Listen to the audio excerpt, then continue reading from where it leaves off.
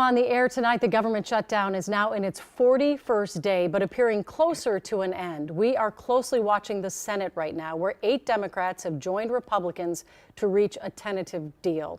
Good evening. Thanks for joining us tonight. I'm Julie Nelson. And I'm Lauren Lemanchek. This afternoon, President Trump said he supports that Senate deal, adding the country will be opening, quote, very quickly. But even with some Democratic support, not everyone is on board. Danny Spiewak joins us now with our top story. Danny? Well, the deal reached in Washington means the federal government shutdown may soon be over, but every single Democrat in Minnesota's congressional caucus opposes the agreement because it doesn't guarantee the extension of those health care tax credits. The longest government shutdown in U.S. history may finally be winding down. I'm glad to be able to say that 8 Democrats joined Republicans last night to take the first step to reopen the government. The deal struck by GOP Senate Majority Leader John Thune and those 8 moderates helped the Senate cross a 60-vote threshold to bypass the filibuster and now sets the stage for final passage.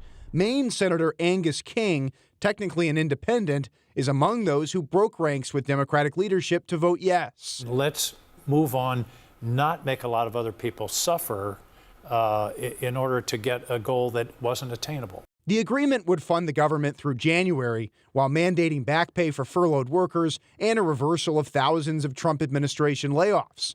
The Senate GOP also agreed to hold a separate vote on extending the Affordable Care Act tax credits.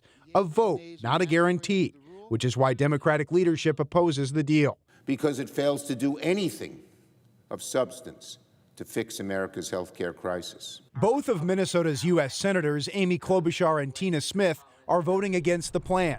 If and when the bill reaches the House, all of Minnesota's Democratic representatives are also expected to vote no. For me, it's heartbreaking. Including Congresswoman Betty McCollum. No one wins in a government shutdown. So of course we want the government to be open, but it's going to be opened in a way that is just going to bring a lot of pain and misery to a lot of people looking at their health insurance premiums. In the House, there's no filibuster rule, meaning GOP Speaker Mike Johnson can pass the bill with Republican votes alone if his caucus holds together.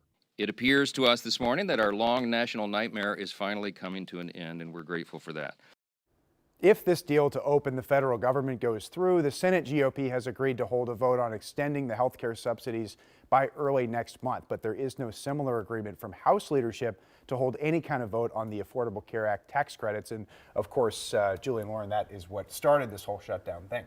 Man, it would be discouraging if we're right back here in January. If the House says we're not going to talk about those subsidies, we could be right back here in 2 months. Certainly could be. It would just be the calculus from Democrats is, do they feel they've raised attention on the issue enough for the midterm elections, or would they go through with potentially another shutdown? I guess we'll just have to find out. All right. To be determined, Danny.